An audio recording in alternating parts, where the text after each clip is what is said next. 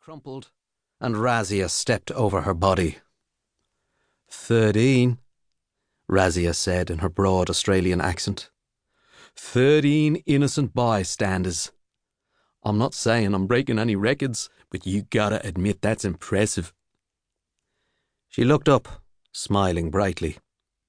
Beautiful, blonde, always dressed in tuxedos. Razia was also completely and utterly insane. You have been a naughty boy. Her hand flashed up and Temper ducked, hearing tiny teeth snapping beside his ear. He glimpsed the black tendril retracting into Razia's palm like a nightmarish tape measure and fired at her. But she was already sliding back into the shadows. There was someone behind her, striding up. A bald woman with a gun. Quibble. She opened fire and he kicked a door open and fell inside, more bullets peppering the doorframe after him. Inside, there was a man leaping off a couch and a woman with 2 mugs of coffee in her hands, staring at him in shock as he barged past her. Temper ran into the next room, saw 2 men through the window and turned back, took the stairs. The couple shouted and raced after him, and now he could hear a baby starting to cry. He ignored it, hurried to the master bedroom, and through the wide-open curtains glimpsed a young man on the rooftop opposite. Thin, with shockingly platinum hair.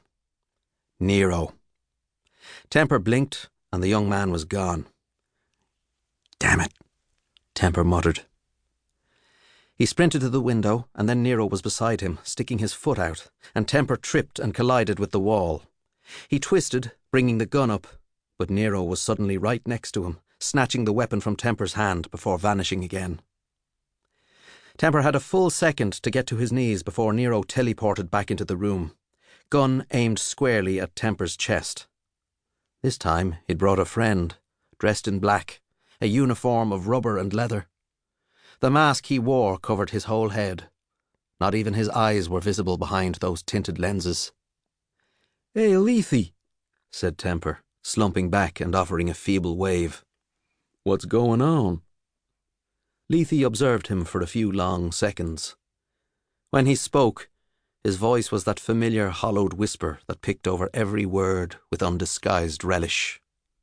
"I knew you were never truly one of us." Temper shrugged.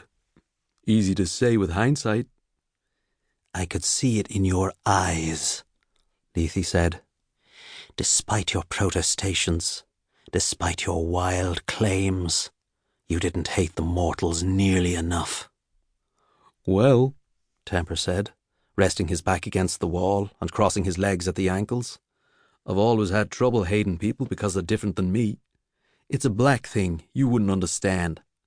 Or maybe you would. Could there be a brother hiding beneath that freaky mask of yours?" There was movement out on the landing, and Lethe stepped aside as Razia sidled in. Memphis and Quibble shoved the young couple into the room behind her. "Look who we found downstairs," Razia said. "More innocent bystanders." "Please," the guy said. I don't know what's going on, but we're not a threat to you. I swear we're not. Listen to me. We're both arbor-kinetics. We have a child in the other room. Please let us..." "What's an arbor-kinetic?" Memphis asked, his lip curling while he pressed his gun against the young woman's head. "Plants," said Quibble. "He talks to plants, makes them grow." Memphis laughed and said, "Man, that's dumb," which was rich coming from a guy who dressed like Elvis. "Plants," said the young man. "Exactly. We can't hurt you. If you let us go, we'll..." Quibble raised her gun to shoot him in the head, but Lethe held up a hand. He said. "They may talk to plants, but they're still sorcerers. They're still part of the family. We don't kill family unless we absolutely have to."